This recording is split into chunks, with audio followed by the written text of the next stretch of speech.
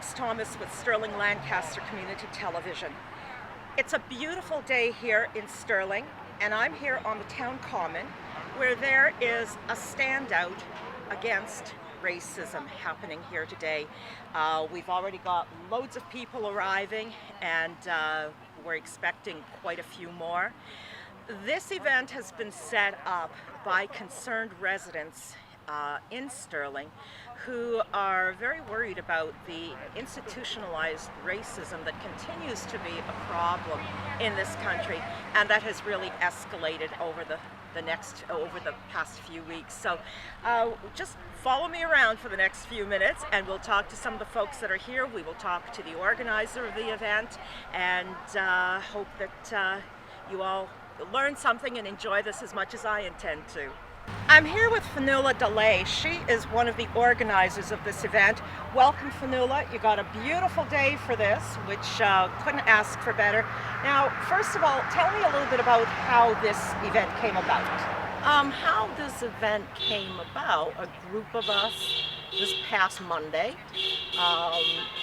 were just having coffee together, socially distancing, and someone in the group, it was about 5 or 6 of us, said, why don't we do one of these standouts in Sterling? And we all agreed, you know what, it's a good idea, Saturday at 10. And it took off from that. Then we started organizing, contacting people in the town, friends of ours outside of the town. We contacted the police, the fire department, town officials, and said, hey, we're going to do this, and everyone was on board with us. Now, what is the purpose of the event? What is the mission that you have in mind? What is the message that you want to send people? Well, the message, what I want to send people, today we're here to mourn. This is not a celebration. We're here to mourn. And take a knee with black communities across the United States against black oppression. This is nothing less than institutionalized racism. Every day has been a day of mourning for black people, which I hope others realize. Ever since the first slave ships arrived on our shores centuries ago. First ship to arrive in Virginia, the colony of Virginia. What I would like to do is I'm calling on white communities everywhere to learn about the plague of institutionalized racism.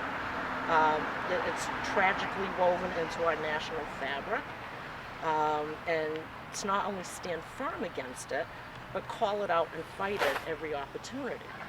I don't know what it's like to walk in a black person's shoes. I will never know that. And most people here today don't. There are some, but most here, no. But I can recognize the disabling suffering and pain of being black in this country and around the world. We don't lead. As white people, white communities, we don't lead. What we now have to do is listen, learn, and ask how we can help.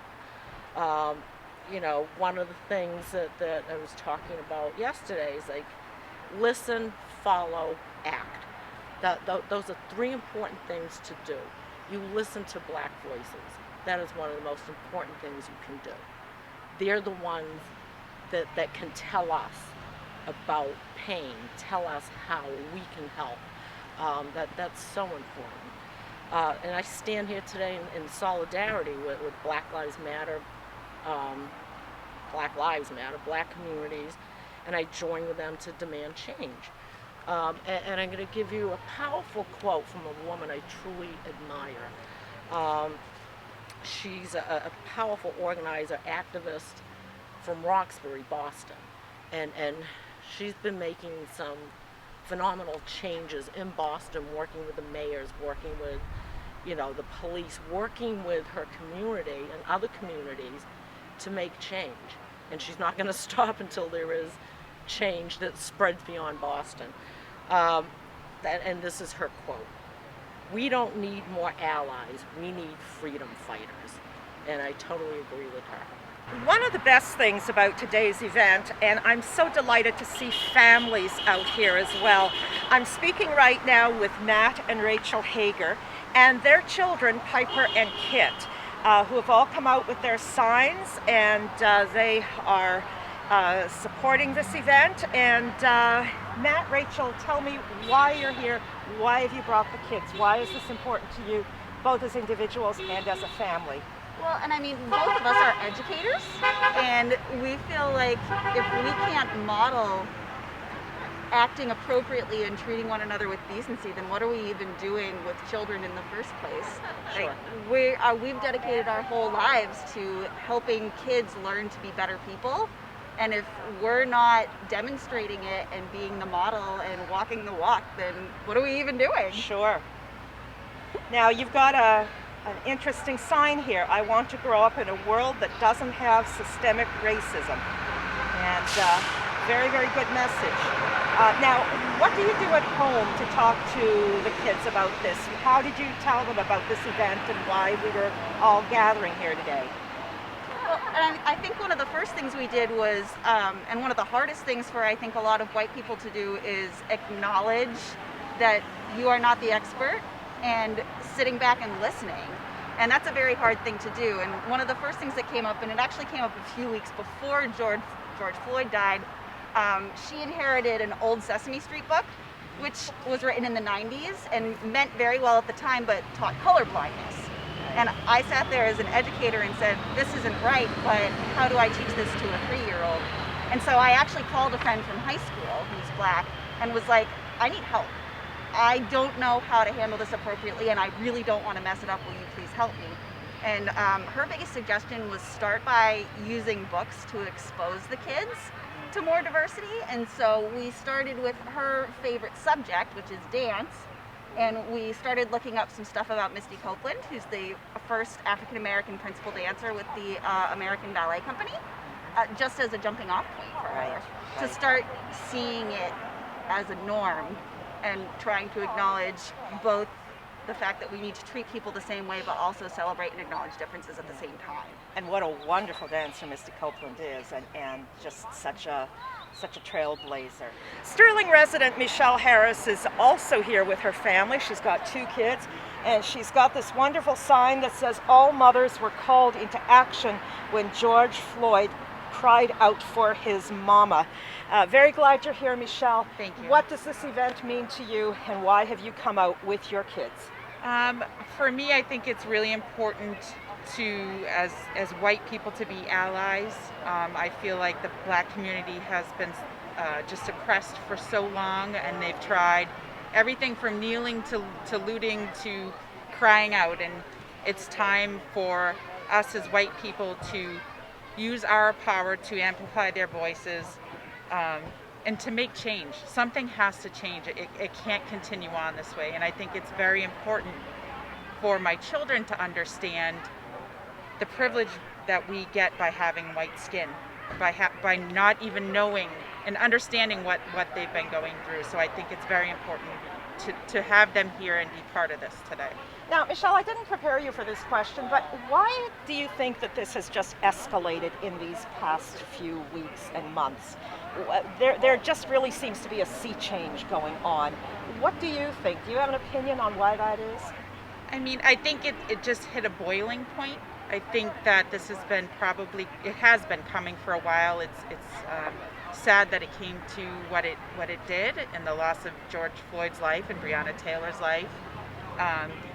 I'm just happy to see that finally the movement hasn't just ended. A lot of times there's a terrible thing happens and people are outraged for a week, and then we're on to whatever the next outrage is. I'm happy to see that rules are being changed. Breonna's law has been put into place for no-knock warrants. That's no longer allowed. And I think we need to just keep using our voices to institute those changes.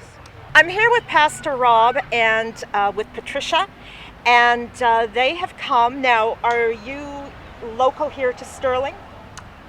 Actually, we live in the town of Hudson. Right. And but my district, the 2 parishes that I serve, there's one here at Sterling, the Yes. Sterling Seventh-day Adventist Church. Yes. And also the Leominster All Nations Church, located in Leominster, Very where we good. live in Hudson. Well, I'm so delighted that you're here today. Why have you come? Why is this an important event? And what is the message that you would have people take away from this?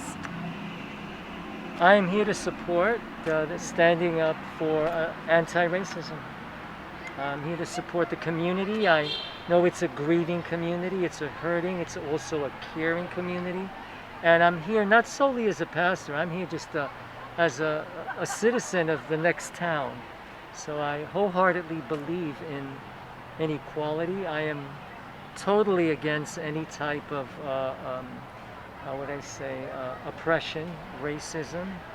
And so I'm basically here to learn, to listen, and to support the community of Sterling. And I think that the organizer I spoke with a while ago, and she said that those were the messages that she wanted people to take away, to listen, to learn, to follow the lead of people that have been going through this, and to act. Yes. Now, you used an interesting word. You said that this is a community that is grieving, and I think this is largely a world and a country that is grieving.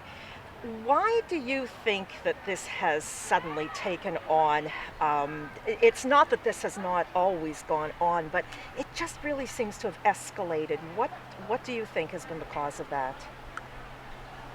I think somehow there's been an awakening in many of us, including myself, that to remain silent despite abuse and oppression I am actually contributing to it. And as a minister, and not only a minister, just a person of faith believing in Christ, the more I study his life, the more I recognize that the greatest social justice warrior was Christ himself, at least in my opinion, and how he stood up for the oppressed, for the poor, for children, for women, for the Gentile. And so if this is the Savior that I'm emulating, the one that I'm propagating, I feel the need to personally step it up even in my life and begin to behave like him. And I'm just totally done with silence. I'm totally done with fear, and I just like to step out and in a little way make a difference. Yeah. Patricia, I've seen the two of you, speaking to people and whatnot. What do you think is the feeling that's going on around here? What do you think the mood is of our? I think for this community, they're peaceful. They're standing up. They're making a statement, and I'm glad that Robert and I can participate in this. Coming from our cultural background, Hispanic, Puerto Rican. My culture is Jamaican, Caymanian, so West Indian. And I know Robert has grown up in New York City. I grew up here in Massachusetts and sheltered a bit, my end of things. But in my family, we have a mix of colors. And I don't know, as time goes on, again, we're from a faith community, so we know what these times are, but as time goes on, things are being brought out, maybe with this coronavirus and things that are happening worldwide. Yes. There's more of an awakening, as Rob said, and we just need to stand up and reach out to those that we can connect with, and that's just our workplace, our community, our friends.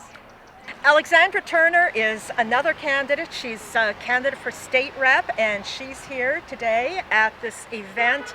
Thank you so much for coming, and tell me what this means to you. Why are you here? Well, thank you, Lex. I'm thrilled to be able to do this, so thank you for your time. I'm coming because I think that this is a fabulous event. I've been to a couple others throughout the district, and I guess I would say it's about time. There's a long overdue culture of racism that I think a lot of people didn't even realize but it touches everybody in every town in our district. So seeing people speak out is really inspirational. I think it's a positive, a great time. And I think that you're right. People really often don't realize. Why do you think that is? Why are people kind of oblivious to this? Well, let's face it. I guess we have a bias, right? But we all think we live in a little piece of heaven around here, Right. Utopian. And we don't frequently see the real sensational pictures, like the George Floyd awful, heartbreaking, horrible film.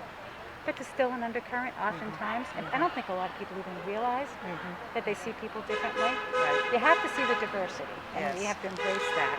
Right. So I think it's just because we've been very, very fortunate, and we have to lend our good fortune to events like this. Yeah. And you are a candidate as well? I am. I was a selectman for 9 years, and I now serve as a municipal official in Lancaster. I run the Council on Aging and the Community Center, so seniors all the way through kids. It's great. Home to one of the SLCT offices. You have to come by, yes. And that's given me an interesting perspective on quality of life. Patricia Ward is another one of the organizers of this event. And first of all, Patricia, this has been fantastic. I know it was put together in 4 or 5 days. It was. So Sherry Dorita, who's on the committee, I'm the co-chair with Fanula. So Sherry and I were talking, and she said, do you think people would want to do a standout? And I had a coffee in my backyard,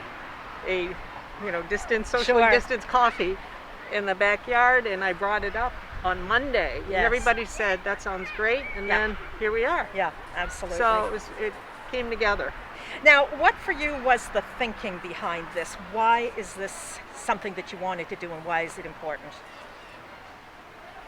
I'm a student of history, number one, and what's happening is just awful. And so I just thought it was important that, even though Sterling is a small community, that we actually do something and speak out. Yes. And what's been nice is people that I've never met before, young families, kids. So I'm hoping that, I'd like to see Sterling kind of rise up. I feel like we're on the ascent. Cusp, right. Yes, I feel like we're there, and I think having events like this, my mask isn't cooperating here. No, I understand, yeah. Yeah, so I think having events like this just really helps. I'm here with Representative Hank Naughton, who has come out to this event, as well as Meg Kilcoyne, who is in the running for Hank's seat, and her campaign manager, Eddie Rupia. So let me start with you, Hank. First of all, I'm so glad to see you here. Why are you here? Why is this important? Lex, thank you for being here in the Sterling Cable TV. I want to congratulate all of our friends from Sterling, and this is a great turnout here today. It really is. I'm seeing maybe 200 people, and most from Sterling. Yes. I think that's amazing. I wanted to come here and show that we're all one community, show support for our brothers and sisters of color. In the House, Speaker DeLeo has pledged on multiple occasions this past week to work with the Black and Latino Caucus to create reforms going forward before the end of this legislative year. As chair of the Public Safety Committee, it will be incumbent upon me to work with the Speaker, work with the Black and Latino Caucus to make sure those reforms are thoroughly vetted, discussed, debated, and implemented. And I look forward to that. But one of the people that are going to be incredibly helpful in that effort is my legislative director of the past 10 years and Sterling native and candidate for my seat as I depart in November, Megan Kilcoyne. Yes. And it's great that Megan's been here, and she's been leading the effort as well in this area on trying to make sure that the inclusion of all of our brothers and sisters is a priority both locally and at the legislative level. So I'll have Megan talk about some of our legislative efforts. Megan, why don't you continue on with that? Thanks, Lex. So as Representative Naughton said, I was born and raised in Sterling, so to be at this event today is really meaningful, just on a personal level, and seeing the community come out and show solidarity to trying to make positive change in our society and community and really combat racism. There's still so much work to be done. Those conversations are just beginning. I've had most of my experience has been with the Public Safety Committee and looking at reforms and policies that are trying to look at this issue of what we need to do to make sure that our communities are safe and that people of color are treated with dignity that they deserve. You know, as one of the reasons I'm running to take the seat is because I believe I have the experience that once we have these conversations, they're going to be ongoing, long-term, and I really feel that I can bring a unique perspective to it and make sure that we can hit the ground running on really continuing to look at this issue, and not just in the short term, but in the long term as well. Now, you know what you're saying about this being an ongoing issue, and that's one of the things that I know the organizers here were very clear about, that there is an escalation here, but this is a long-standing and ongoing issue. From your experience and what you're just seeing among both your constituency and in your jobs, why has this really escalated in these past few weeks? I'm really just sensing a real sea change, just societally. At least I hope that's where this is all leading. Any opinions on that? Any feelings about that? Let's bring Eddie into this. Eddie Root Yes, here. sure, absolutely. So, you know, just to speak on the events first, and as a man of color, you know, for our community, there's a lot of trauma that comes with it. Even though we live in central Massachusetts, where, you know, these things don't happen too often. But, you know, one of the main reasons I got into government and politics is, you know, making sure that we have leaders that will actually promote actual change. And, you know, there has been escalation across the country because enough is enough. And, you know, these things are being shown on video, 8 minutes and 46 seconds. Yes. You know, it's awful. It's terrible, you know. I can recall growing up, you know, my mother, she would have the conversations about how to, you know, interact with the police and get home safer. And I have a 10-year-old brother who goes to school in this community. And I think about that, you know, me having to have that conversation with him. So, you know, you keep on hearing people's stories and this kind of humanizes the trauma, you know. Yes. It's somebody's son, somebody's daughter, you know. And I think that's why it's escalated so much. And that's why, again, coming back to what I was saying originally, is that's why I work in government and politics. Because I want to work for people and support people who will actually bring actual change. Not just talk about it, actually promote real change. And that's why I'm living at the coin. Thanks, Eddie. And I should be clear too, Eddie's not just, you know, my campaign manager, he's also been a friend for years. Yes. And he's somebody that I've always trusted, has always had a very keen mind for all of these issues, and, you know, somebody that, you know, I think it's important that we listen to and amplify Black voices where we can, and you know, that's why I'm so excited Eddie's on my team. And I know that this is one of the major messages that the organizers here have: listen, learn.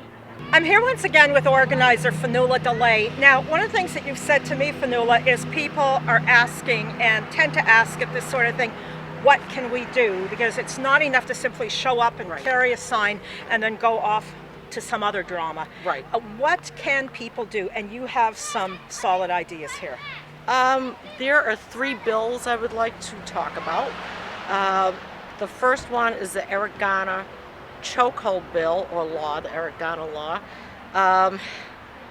Eric got choked in NYC on July 17, 2014.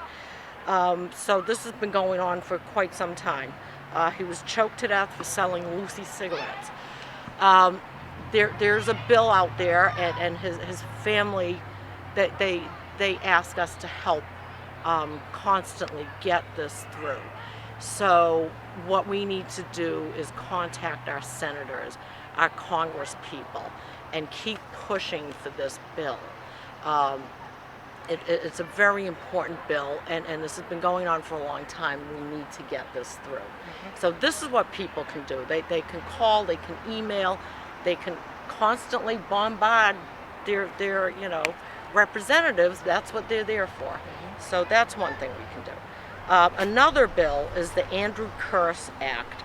On May 11th, 2017, this happened in New York State, Andrew died of a heart attack while arrested and placed in a cruiser. While he was in that cruiser, he was begging for his life. He knew something was wrong. He knew he was dying or becoming very ill. No one would pay attention to him.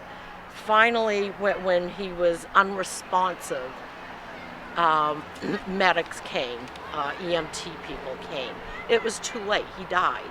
I think that went on for 20-something minutes. So this bill, the Andrew Curris Act, was sitting at the state in New York. Now this is getting elevated by Senator Warren and Congresswoman Presley. They're bringing this federally. They were asked this on a Zoom panel on June 1st, if yay or nay, put them on the spot. They both said yes, of course. They followed through, and on June 5th, they're bringing this forward. So we need to support that act or bill, and we need to continuously, once again, call your representatives, get this through. What that bill would do is, if someone is in distress, you can't leave them. You have to get an EMT. You have to get a medic there immediately. Okay, the third one we're looking at is the Stephan Clark bill. In California, he was killed in 2018 while running unarmed from the police. Shot in the back 30 feet away. And I think what they were looking at him for was possibly a stolen car, nothing, huge crime. But because he ran, the police could shoot him because the wording with the police and how the laws work in the state of California, I can't speak for every state, if they feel reasonable. Reasonable can mean anything. So with this bill, which was signed in California under Bill 392, so they did pass it in California, but it's just a state law now. This needs to go federal too. The Stephan Clark Act needs to go federal. That again, call your local reps, call your state senators, call people and push these three bills. One of the women, and who I'd quoted earlier, Monica Cannon Grant out of Boston, is pushing for these bills. Another good person to talk to about this, if people want to contact, is Suffolk County DA Rachel Rollins. She's another person that's very aware of these. And also Congresswoman Ayanna Pressley. Those three women I recommend, if you need to know more about these bills and other bills that are coming up, they're good contacts. Some great information there, Fionnuala, and things that we can all do. Thank you so much for sharing that. Thank you. We are here to stand in solidarity with everyone across the country, peacefully protesting and raising up their voices to be heard. We are here to start doing the work to bring us together as a people of one. It is time for social justice. The equal distribution of wealth, opportunities, and privilege within a society. The principles of social justice are dignity, equity, access, participation, and rights. We are here. We are here. Thank you. Good evening, everyone. My name is Will Darkangelo. I'm the minister here at First Church, and I want to say I'm so pleased that you're all here tonight. It's a very important issue to our congregation. Yeah.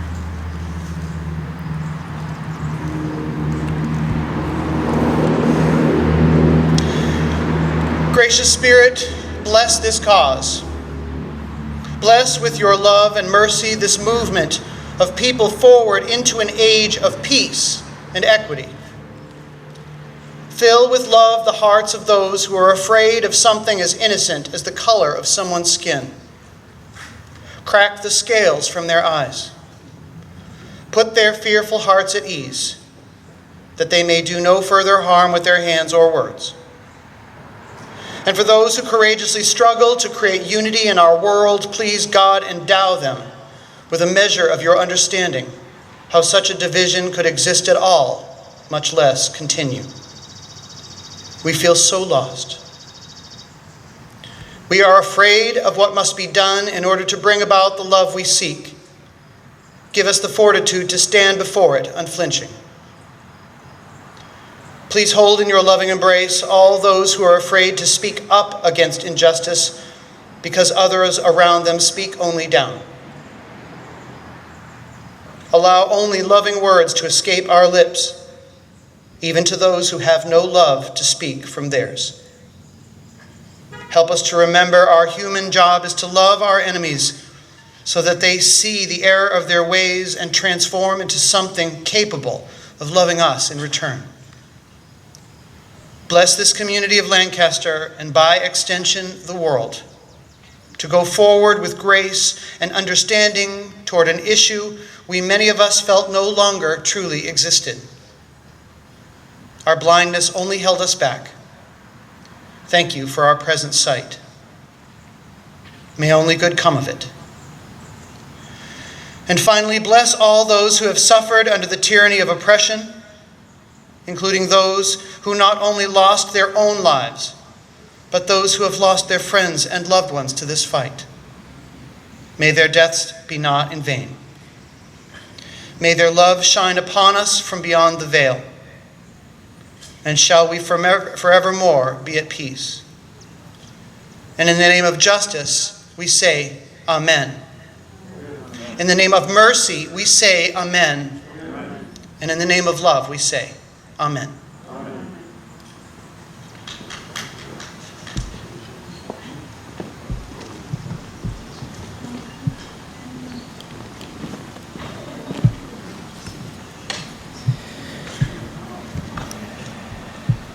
You want to use the...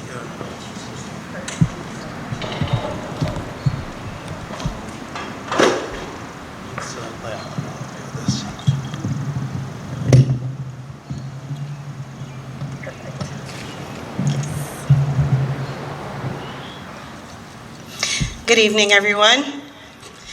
My name is Sidrol Maruska, and I am your speaker this evening. I'm a mama of two beautiful humans. My son is 13, my daughter is 9. When my son was about 2 years old, we took him to the Clinton pool. As I put him in the water, I fully expected he'd have some trepidation, take it slow and cautious. Turns out, that was just me. My son dove in like he'd been there before, and it was up to me to pull him out. Every time he dove into the water, he was confident that I'd be there to pull him out. I want to stop here and say, I'm not a very strong swimmer. So there was fear associated with putting my baby in the water. However, very early on, I decided 2 things. 1, I didn't want to project my fears on my children. 2, all questions would be answered truthfully. I had no idea what I was in for. So we're at the pool. My son is challenging my decision to not project my fears right out of the gate. When we get the chance to rest, I turn to my husband, who was on the swim team from 7th grade to 12th grade, and I say, maybe we should get him some floaties or one of those vests that he'll be able to float. And my husband says, no. If he learns to rely on the floaties, he won't develop his ability or confidence to do it on his own. Okay, fine. This is why neither of my children has ever had floaties, They're strong swimmers, and I'm flirting with high blood pressure. Let's fast forward a few years. My son is now 6. He's gonna hate me for sharing this, but I'm a mama, I get to do this, right? It's November, December time. We're sitting around the dinner table. Christmas is coming, so my son proudly expresses, I know what I want for Christmas. My husband and I both go, great. What do you want so that we can tell Nama and Papa and Grandma and Papa? I want vagina. I know, some of you right now are thinking, what's wrong with this lady? Trust me, there's method to my madness.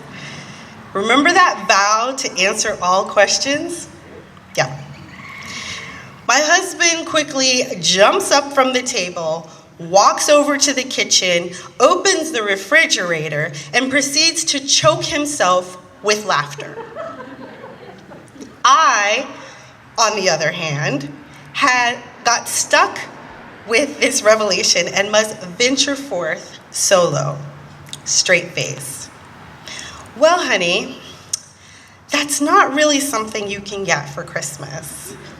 It's okay, Mommy. My friend says that's not a bad word, right?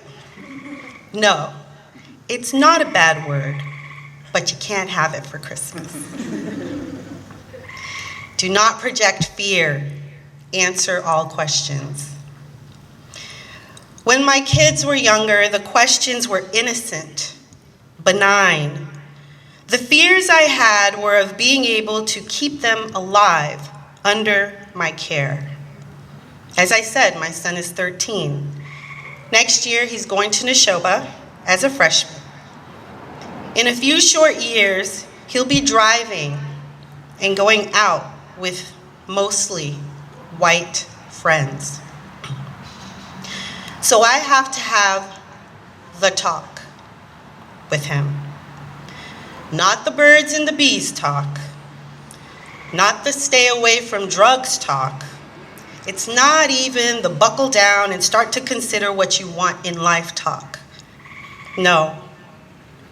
I have to talk to my son about how to stay alive and come home to me. You see, we're getting to the stage where I can't be there to pluck him from the water. We're getting to the stage where he's no longer cute. He's a black kid. We're getting to the stage where he's a threat. As a mama who's vowed not to project her fears on her children, it's hard to circumvent this task. Because at the end of the day, all I want is for my son to come home to me. So I need to tell him, don't do everything your friends do, because if there's trouble, you're the first one to get grabbed. If you're stopped or questioned by the police, stay calm, be respectful, and no unauthorized movements. The world will treat you differently because you are black. Be aware. As a mama who's vowed to answer all the questions, I sometimes feel a huge burden to have to answer the ones regarding race. Why can't I do what my friends do? Why won't they get in trouble? Because of the perceptions others will have of you, because of the color of your skin. What if I'm stopped for no good reason? Can I ask why? Yes, but always remain calm. Even if you're right, you're not right. Why will the world treat me differently? Because the system of racism that we live in establishes certain norms. How do we fight that? With collective awareness, education, and love. George Floyd is a victim of the system of racism that exists in this country. While he was breathing his last, he cried out for his mama, and all mamas were activated. We were activated because we understood that when a child cries out for his mama, he's in real pain. We knew because we know how hard it is to send our hearts out into the world on a daily basis, praying they'll come back to us safely. Black moms have an added burden. I watched the video in utter horror because in George Floyd's face, I saw my brother, I saw my cousins, I saw my friends, and I saw my son. White mamas, what if we shared that burden? What if you talked to your kids about the part they can play in protecting each other, and especially their black friends? What if white mothers everywhere also had the talk with their sons and daughters? Don't do things that will put your black friend's life in the line of fire. If you're stopped while with a black friend, stay calm. Don't escalate the situation so you can both get home safely. Be aware of the privilege you have that allows you to walk the streets freely and which condemns your friend. Mamas, our babies become children and our children adults. When you instill information early that allows them to see and use their privilege to dismantle the system, you're making a difference. Because the kids of today are the adults of tomorrow. I've been encouraged by the awakening I've seen the past few weeks. 2.5 weeks ago, only George Floyd's family, friends, and acquaintances knew his name. Today, his face graces murals around the world. We watched in horror as he died. We watched as an oppressive force choked out his life, and a 17-year-old girl begged and pleaded for his life while still having the presence of mind to film what she was watching. We heard and registered when he cried out for his mama. This evening, as we remember George Floyd, let's also remember Ahmaud Arbery, Breonna Taylor, Atatiana Jefferson, Botham Jean, Stephan Clark, Jordan Edwards, Keith Scott, Philando Castile, Alton Sterling, Sandra Bland, Walter Scott, Tamir Rice, Mike Brown, Trayvon Martin, and so many other Black humans who've been killed by an oppressive, racist system that doesn't see the value in their Black lives. Let's dismantle the system by teaching our white children not only to be nice, but to be curious. Teach them to think critically and question everything. Teach them to look from the other perspective and embrace difference. Teach them to see color, not to fear it, but to inquire about it. Teach them that talking about race isn't political, it's personal development. As a Black woman, a Black mother, the firstborn child of Haitian immigrant parents, a wife to a white man, and as a citizen of the United States, my experience, the way I see and walk in this world, will always be different from a white woman, a white mother, a child of native-born parents married to the same race spouse. So please, listen to my cry as I've listened to yours. When I say I'm hurt, don't take it personally. It's not personal. Move away from the feeling of guilt, shame, or whatever other feeling allows you to take it personally and realize that it isn't personal. I don't want to project my fear. I want to answer all questions truthfully. As hard as that is, in every situation, it's the only solution. Please, don't project your fears.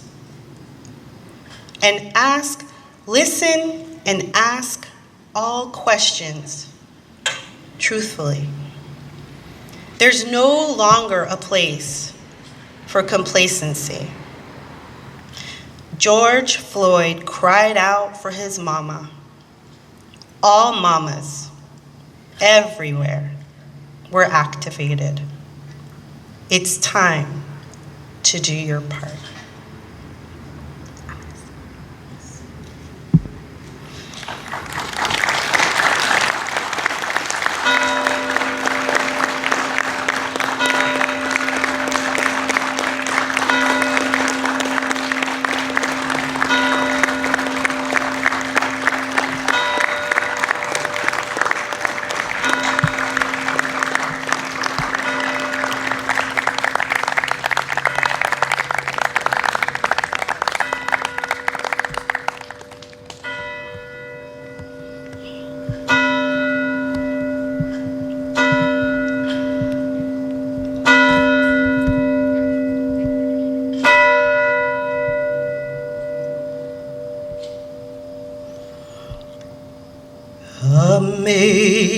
Amazing grace shall always be my song of praise, for it was grace that bought my liberty.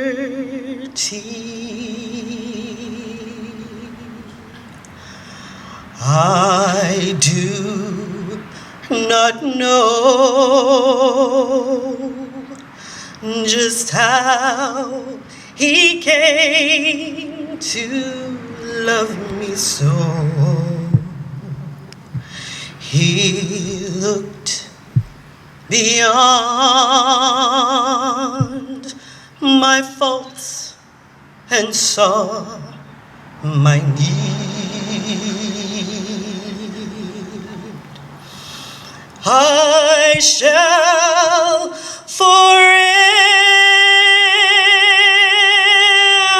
lift my eyes to Calvary to view the cross where Jesus died for me. How much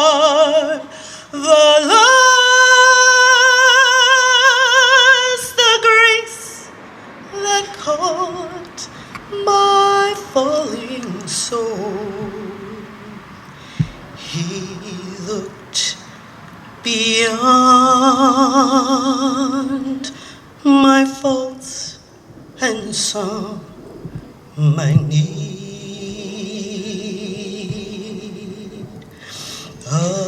Amazing grace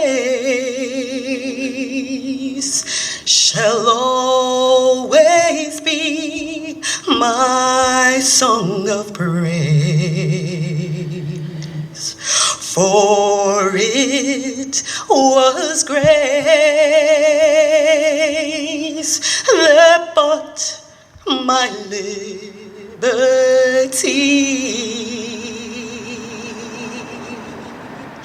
I do not know just how he came to love me so. He looked beyond my faults and saw my needs. I shall forever lift my eyes to Calvary, to view the cross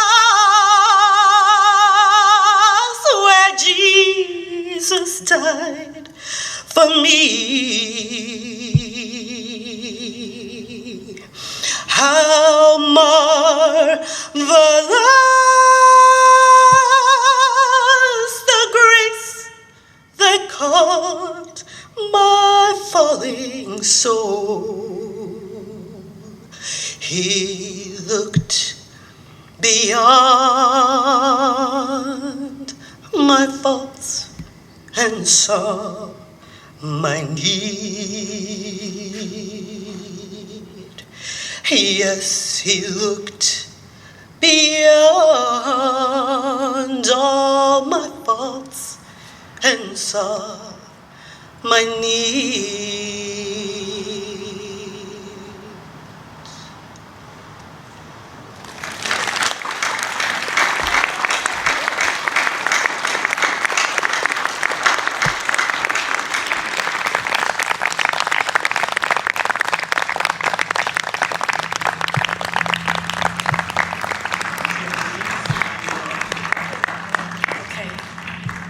I want to thank everyone for coming out tonight. I think this was really important for all of us to come together tonight and just honor those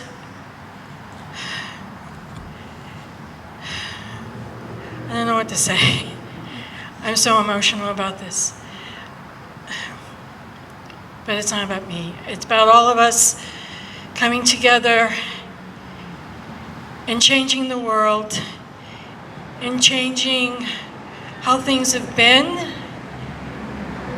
We can't keep doing it the way we've been doing it. We have to do the change. We have to make the change. We have to love each other. And we have to bring our communities together no matter what. So again, thank you so much for coming out tonight.